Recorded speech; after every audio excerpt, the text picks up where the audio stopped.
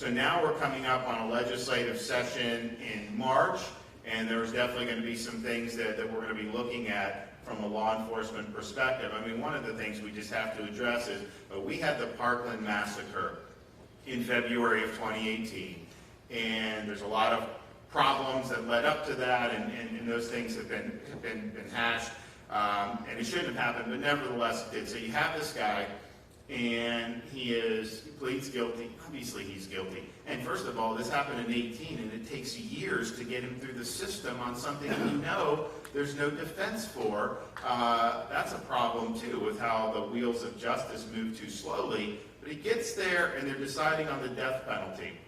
And so it goes, and when you do death penalty, in order to sit on a jury, you have to say that you will administer the death penalty, that you're not morally, and there's nothing wrong. If you're opposed to it, that's fine. I mean, people can have those, but if you will never administer the punishment, then you just can't be on the jury because our law authorizes it.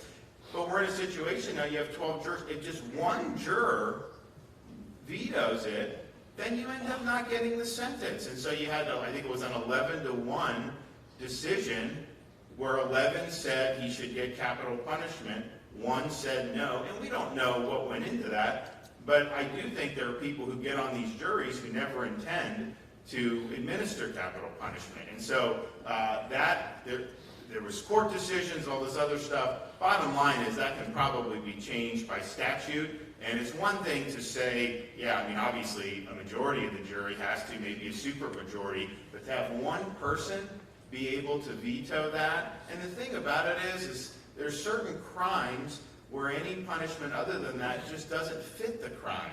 And this is one example of that. And so I was very disappointed to see, because I think it didn't represent the sense of the community, and I think it was really based on one person's more idiosyncratic views. So fine, have a supermajority, but you can't just say of one person. So maybe 8 out of 12 have to agree or something, but we can't be in a situation where one person can just derail this.